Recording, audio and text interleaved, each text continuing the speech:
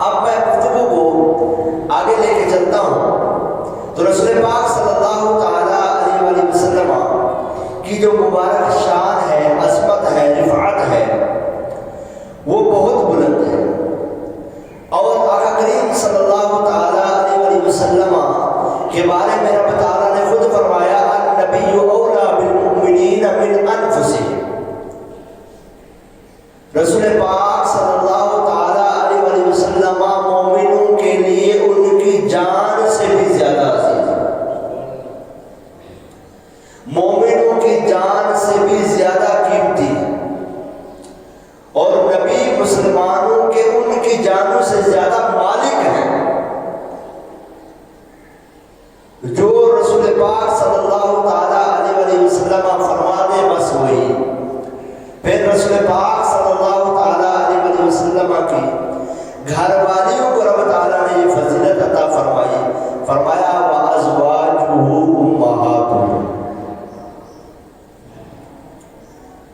أُمَّهَاتُهُمْ، فرمایا وَأَزْوَاجُهُ أُمَّهَاتُهُمْ، اور مصطفیٰ کی گھر والیاں مومنوں کی مائیں ہیں۔ اب ہمارے آقا کریم صلی اللہ تعالیٰ علیہ وسلم ہماری زندگیوں کے، ہماری جان کے ہم سے زیادہ مالک ہیں، اور آپ کی پاکیزہ بیویاں ہم سب اہل ایمان کی مائیں۔ اعلیٰ حضرت فرماتے ہیں اہل اسلام کی مادران شفیق، بانوان طہارت پہ لاکھوں سلام۔ اللہ پاک کے آخری نبی مکی مدنی مصطفیٰ صلی اللہ تعالیٰ علیہ وسلم کی عمر 25 سال تھی۔ آپ کا ایک خاتون سے نکاح ہوا، ان خاتون کی جو عمر تھی وہ 40 برس تھی۔ وہ خاتون کون ہے؟ وہ آپ کی اور ہماری ماں بی بی خدیجہ الکبریٰ رضی اللہ تعالیٰ۔ اور رسول پاک صلی اللہ تعالیٰ علیہ وسلم کے عقد میں آنے سے پہلے آپ کتنی پاکیزہ اور عمدہ صفات کی مالک تھی اور کتنی عظیم شہرت والی تھی۔ آپ کو طاہرہ کہا جاتا تھا، پاکیزہ خاتون، اور سیدۃ قریش کہا جاتا تھا، قریش کی سردار، قریش کی سردار خاتون کے لقب سے پکارا جاتا تھا۔ اور آپ کا ایک لقب صدیقہ بھی تھا۔ یہ آپ کی اوصاف ہیں۔ 10 رمضان مبارک کو امی جان بی بی عائشہ بی بی خدیجہ الکبریٰ رضی اللہ تعالیٰ عنہا کا یوم عرس ہے، اور یہ جو مارچ کا مہینہ ہے، اس مہینے میں سو کالڈ نام نہاد جو وومن رائٹس آرگنائزیشنز ہوتی ہیں، یہ اس مہینے کے اندر احتجاج وغیرہ کرتے ہیں اور اجاگر کرتے ہیں خواتین کے حقوق کو۔ اب میں آپ کو آج کا ہمارا جو موضوع ہے وہ یہ ہے کہ اسلام نے عورت کو کیا دیا ہے، اور اسلام سے پہلے کی عورت کیسی تھی، اور آج کے زمانے میں اسلام سے دور عورت کیسی ہے۔ آج ہماری گفتگو کا یہ موضوع ہے۔ ہمارے آقا صلی اللہ تعالیٰ علیہ وسلم کے 7 اولادیں ہیں، 4 شہزادیاں، بی بی زینب، بی بی رقیہ، بی بی ام کلثوم، بی بی فاطمہ الزہرا، بطول رضی اللہ تعالیٰ عنہا، اور 3 شہزادے ہوئے، حضرت قاسم، حضرت عبداللہ اور حضرت ابراہیم۔ اور حضرت ابراہیم رضی اللہ تعالیٰ عنہ بی بی ماریہ کی بھتیجا کے شہزادے ہیں، باقی تمام اولاد بی بی خدیجہ الکبریٰ رضی اللہ تعالیٰ عنہا سے پیدا ہوئی۔ 10 رمضان المبارک کو بی بی خدیجہ الکبریٰ رضی اللہ تعالیٰ عنہا کا وصال ہوتا ہے، اور آپ 65 سال کی عمر میں جنت المعلا جو مکہ المکرمہ کا مشہور قبرستان ہے وہاں پر مدفون ہے۔ رسول پاک صلی اللہ تعالیٰ علیہ وسلم نے فرمایا زمین پر آپ نے جب 4 لکیریں کھینچی، حضرت عبداللہ بن عباس فرماتے ہیں آقا کریم نے زمین پر 4 لکیریں کھینچی، پھر فرمایا تم جانتے ہو یہ کیا ہے؟ صحابہ کرام رضوان نے عرض کیا یا رسول اللہ یا تو آپ جانے یا آپ کا اللہ جانے، آپ بتائیں گے تو ہمیں بھی پتہ چل جائے گا۔ فرمایا جنتی عورتوں میں سب سے زیادہ فضیلت والی یہ ہے، پہلی فرمایا خدیجہ بنت خویلد، دوسری فاطمہ بنت محمد، تیسری آسیہ بنت مزاحم، اور چوتھی بی بی مریم بنت عمران۔ فرمایا یہ 4 خواتین ہیں جو سب سے زیادہ فضیلت والی جنتی عورتیں ہیں۔ آقا کریم صلی اللہ تعالیٰ علیہ وسلم کی ان زوجہ محترمہ بی بی خدیجہ الکبریٰ رضی اللہ تعالیٰ عنہ کی خصوصیات میں چند عرض کر دوں۔ آپ کی کثیر فضائل و مناقب ہیں اور آپ کی فضیلتیں رفعتیں بلندیاں بہت زیادہ ہیں۔ آپ ہی سب سے پہلے نبی پاک صلی اللہ تعالیٰ علیہ وسلم کے نکاح میں رسول ہاشمی صلی اللہ تعالیٰ علیہ وسلم نے آپ کی موجودگی میں کسی دوسری سے نکاح نہ فرمایا، حالانکہ عربوں میں 2-2 3-3 4 شادیوں کا رواج تھا، بلکہ زیادہ شادیاں کرتے تھے اس وقت، اور جوانی کا عالم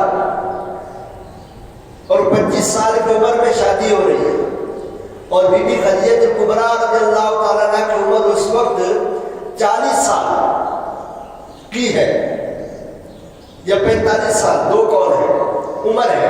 آقا نے دوسری شادی نہ کی۔ آپ کی تمام اولاد سوائے حضرت ابراہیم کے بی بی خدیجہ الکبریٰ سے پیدا ہوئی۔ تمام جتنے بھی دنیا کے سید زادے ہیں نا سب کی نانی جان ہے، سب کی۔ اور نبی پاک صلی اللہ تعالیٰ علیہ وسلم کے بعد اسلام میں سب سے پہلے نماز ادا کرنے والی خاتون بی بی خدیجہ الکبریٰ۔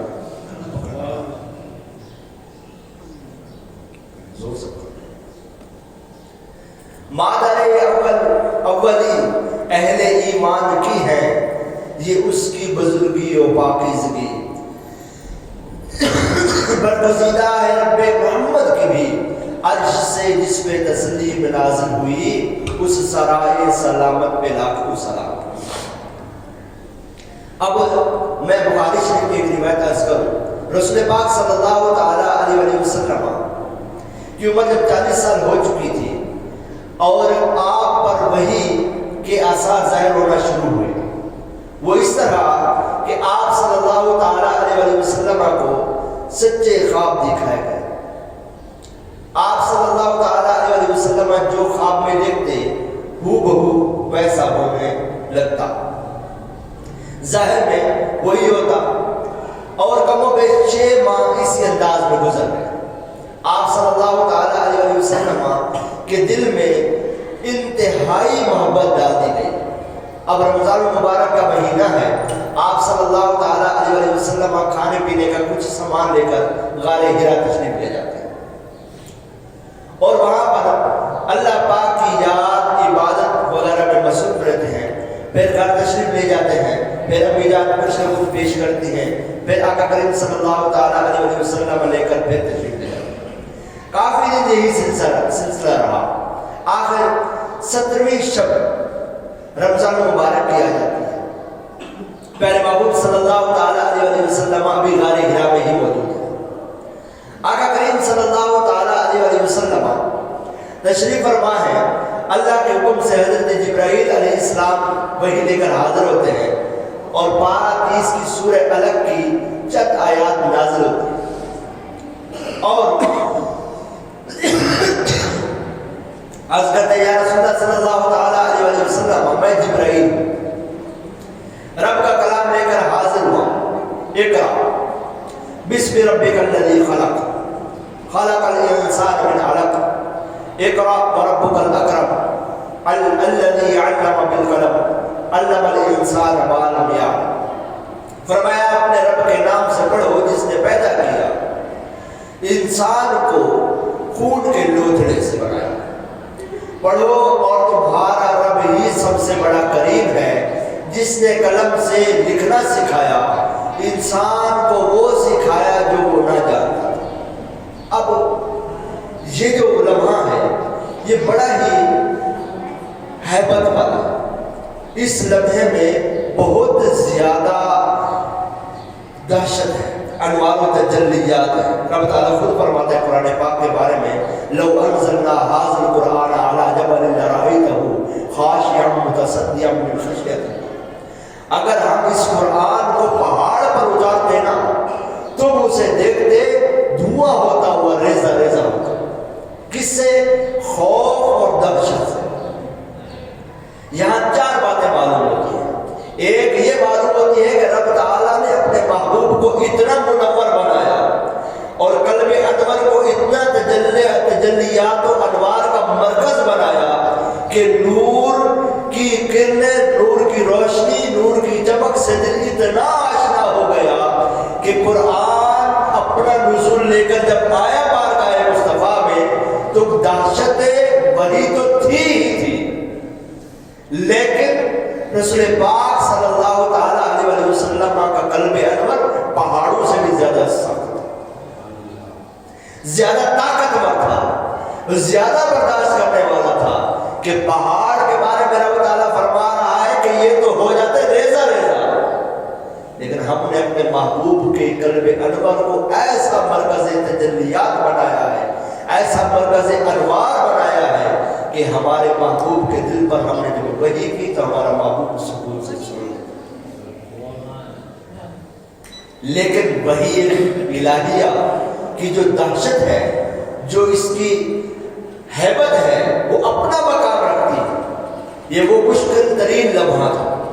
اب رسول پاک صلی اللہ تعالیٰ علیہ وسلم اس حال میں کہ جب نازل ہوا کلام اور اس کا اثر تھا تجلیات کا، تو اس کے بارے میں اعلیٰ حضرت رحمۃ اللہ تعالی یوں لکھتے ہیں، دل سمجھ سے ورا مگر یوں کہو، دل سمجھ سے ورا مگر یوں کہو، غنچائے راز وحدت پہ لاکھوں سلام۔ یعنی مصطفیٰ جان رحمت صلی اللہ تعالیٰ علیہ وسلم کا ہر عضو، ہر ادا، اور آپ صلی اللہ تعالیٰ علیہ وسلم کی ہر ادا کو ذکر کیا، جتنا آپ ذکر کر سکتے تھے اعلیٰ حضرت نے سب ذکر کیا۔ جب دل کی بات آئی نا تو عرض کیا دل کے بارے میں صرف یہی کہہ سکتا ہوں کہ یہ راز وحدت ہے، یہ راز وحدت کا غنچہ ہے، اس پر بھی لاکھوں سلام۔ اب میں آپ کی بارگاہ میں وہ چند چیزیں عرض کرتا ہوں کہ اسلام نے عورت کو کیا دیا، اسلام نے عورت کو کیا دیا۔ بی بی خدیجہ الکبریٰ رضی اللہ تعالیٰ عنہا گھر میں تشریف فرما ہے، رسول پاک صلی اللہ تعالیٰ علیہ وسلم تشریف لاتے ہیں، تشریف لاتے ہیں اور فرماتے ہیں کہ مجھے چادر اڑاؤ۔ بی بی خدیجہ الکبریٰ رضی اللہ تعالیٰ عنہا چادر اڑا دیتی ہے۔ کچھ دیر بعد آپ کے دل سے کچھ روب کی کیفیت ختم ہوتی ہے، آپ سارا واقعہ بی بی خدیجہ الکبریٰ رضی اللہ تعالیٰ عنہ کو سناتے ہیں اور فرماتے ہیں مجھے میری جان کا ڈر ہے۔ یاد رکھیے گا کہ یہاں جو ڈر تھا وہ یہ نہیں تھا کہ میں دنیا سے چلا جاؤں گا، ڈر یہ نہیں تھا کہ میری جان چلی جائے گی، ڈر یہ تھا کہ یہ ہیبت ایسی ہے، اس ہیبت کو سنبھالنا، رب تعالیٰ کے جلال کو سنبھالنا اتنا آسان نہیں۔ آخر کیوں نہیں کہ یہ بندہ ہے اور وہ مالک ہے، خالق ہے، مالک ہے، پاک پروردگار عز و جل ہے کہ دل کو منور کیا اس نے، دل کو روشن بھی کیا اس نے، لیکن مجال جلال تو اپنی جگہ ہے نا، وہ تو اپنا مقام رکھتی ہے نا۔ تو رسول پاک صلی اللہ تعالی وسلم فرماتے ہیں مجھے میری جان کا ڈر ہے۔ امی جان بی بی خدیجہ الکبریٰ رضی اللہ تعالی عنہ نے خوبصورت باتیں کی اور کیا خوب گفتگو فرمائی۔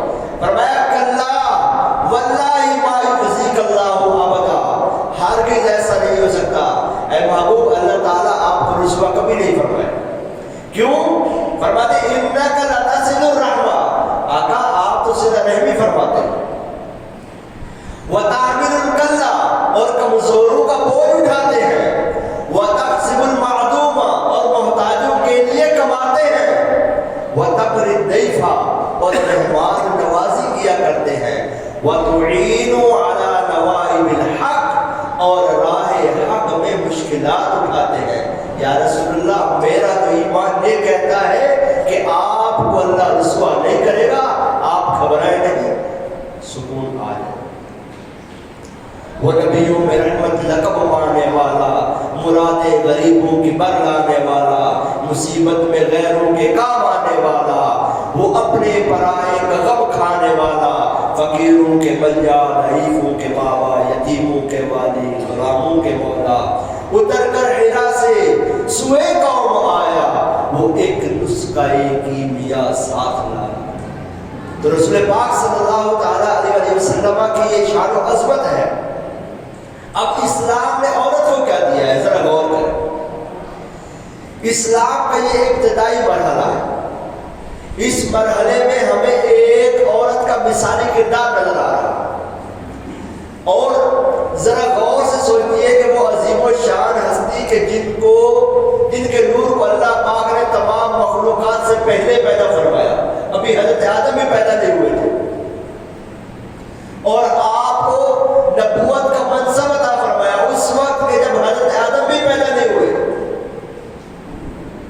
اور آدم علیہ السلام کو اسی نور کی وجہ سے سجدہ کروایا، اسی نور کی برکت سے حضرت ابراہیم علیہ السلام کی آگ کو گلزار کیا، اسی نور کی برکت سے حضرت اسماعیل علیہ السلام کے لیے فدیے کے طور پر بیٹا بھیجا گیا، اسی نور کی وجہ سے، اسی محبوب ہستی کا میلاد اللہ پاک کو ہرگز یہ منظوری نہیں کہ ان کا دل مبارک ذرا غمگین ہو، ذرا سا غمگین ہوتا حضرت جبرائیل علیہ السلام حاضر ہو جاتے، سدرۃ المنتہا سے حاضر ہوتے اور آپ کی بارگاہ میں پیش ہو کر آپ کو دلاسا دیتے اور اللہ پاک کی وحیاں لے کر آ جاتے۔ رب تعالیٰ کو اپنے محبوب کا سکون اتنا محبوب ہے، اور اپنے محبوب کے لیے انتخاب کس کا کیا؟ عورت کا۔ اسلام نے عورت کو کیا مرتبہ دیا، ذرا دیکھیے۔ تمام نبیوں کا سردار ہے، اس کی مونس عورت، وحی کی ابتدا ہے مونس عورت، اسلام کی ابتدائی لمحات ہیں نبی پاک صلی اللہ تعالیٰ علیہ وسلم کی خاص خدمت گزار، حاضر خدمت رہنے والی کون؟ عورت۔ اور یہ وہ عورت اس وقت کی عورت ہے جب بیٹی کو زندہ دفن کر دیتے تھے، اس وقت اسلام عورت کو یہ عزت دے رہا ہے جب بیٹی کا پیدا ہونے پر منہ پر ہوائیاں اڑ جاتی تھی۔ یہ وہ وقت ہے کہ جب بیٹی کا پیدا ہونا آر سمجھا جاتا تھا، یہ وہ وقت ہے کہ جب شوہر مرتا تھا تو ساتھ بیوی کو بھی دفن کر دیتے تھے، وہ بھی زندہ۔ ہندو مذہب میں اب بھی یہ خرافات ہوتی ہیں، اور کہیں بہت زیادہ سختیوں کے بعد یہ ختم کیا گیا ہے، زندہ عورت کو ساتھ دفن کر دیتے ہیں، اب جا کے بہت حد تک ختم ہو گیا، ورنہ آج بھی ہوتا ہے۔ اور اسلام نے اس وقت عورت کی حفاظت کی اور عورت کو یہ منصب دیا۔ کب؟ جب عورت کو منحوس ناپاک سمجھا جاتا تھا اور نہ جانے کیسے کیسے القاب دیے جاتے تھے، اور رسول پاک صلی اللہ تعالیٰ علیہ وسلم کی خدمات میں شامل کر کے عورت کو یہ مقام عطا فرمایا۔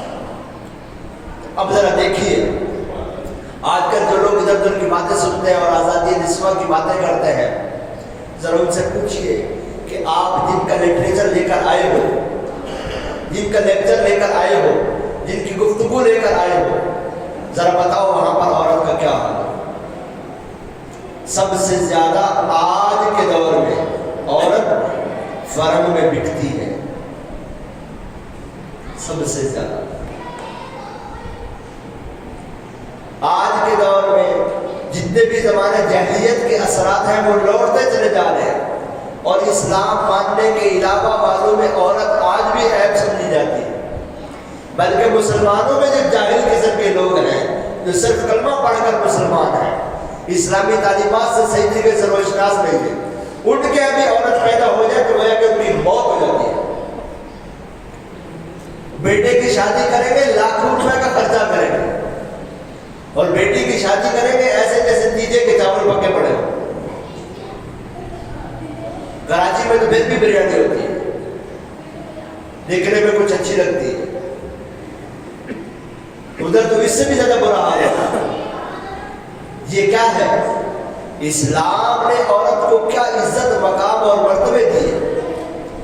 اسلام نے فرمایا, رب تعالیٰ فرماتا ہے وَلَهُنَّ مِثْلُ الَّذِي عَلَيْهِنَّ بِالْمَعْرُوفِ وَلَهُنَّ مِثْلُ الَّذِي عَلَيْهِنَّ بِالْمَعْرُوفِ, اور عورتوں کے لیے بھی مردوں پر شریعت کے مطابق ایسے ہی حق ہے جیسے ان کا عورتوں پر حق ہے.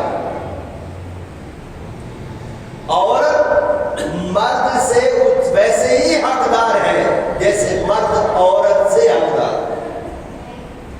اسلام نے کمپیریزن دیا ہے, تقابل دیا ہے, عزت دی ہے, مرتبہ دیا ہے اور مقام دیا ہے کہ اور جس طرح عورتوں پر شوہروں کے حقوق واجب ہیں ویسے ہی شوہروں پر عورت کے بھی حقوق واجب ہیں. اب اسلام میں یہ ہے سلسلہ, اسلام نے عورتوں کے حقوق محفوظ کیے اور قرآن کے علاوہ پوری دنیا میں کہیں بھی ہمیں کوئی بھی ایسی کتاب ضابطے والی نظر نہیں آتی جس میں عورتوں کے حقوق اس انداز سے محفوظ ہو. یہاں تو مرتے ہیں بلی کے نام پر بیت لکھ کے چلے جاتے ہیں, وصیت لکھ کے چلے جاتے ہیں, کتے کے نام پر وصیت لکھ کے چلے جاتے ہیں, بیٹی اور بیوی کے نام پر بھی لکھتے ہیں. اور ہمیں کہتے ہیں اسلام نے عورتوں کو کیا دیا ہے. اسلام نے عورت کو اس وقت محفوظ کیا ہے جس وقت عورت کو زندہ گاڑ دیا جاتا تھا. رسول پاک صلی اللہ تعالیٰ علیہ وسلم نے فرمایا جس کی 3 بیٹیاں ہوں یا 3 بہنیں ہوں یا 2 بیٹیاں ہوں یا 2 بہنیں ہوں, وہ ان کی پرورش کرے, ان کی خدمت کرے یہاں تک کہ وہ اس سے بے نیاز ہو جائے, مطلب بالغ ہو جائے, ان کے نکاح ہو جائے. اللہ تبارک و تعالی اس کے لیے جنت کو واجب کر دے گا.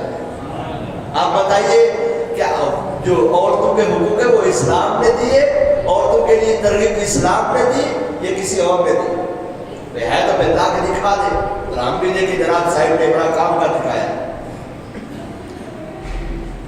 دنیا اور آخرت کی برکتیں.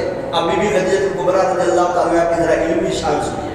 ابھی بھی اسلام کا بالکل ابتدائی مرحلہ اور بی بی خدیجہ کبریٰ رضی اللہ تعالیٰ یتیموں کا سہارا بننے کی فضیلت بھی جانتی ہے, دوسروں کے غم بانٹنے کی اہمیت کو بھی جانتی ہے.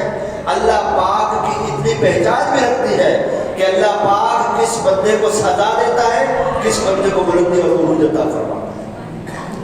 یہ اعلیٰ ظرف ہے اور اعلیٰ ترین, اور مصطفیٰ جان رحمت صلی اللہ تعالیٰ علیہ وسلم کے غموں میں آپ کو جو سکون دینے والی خاتون ہے نا وہ بی بی خدیجہ کبریٰ ہے.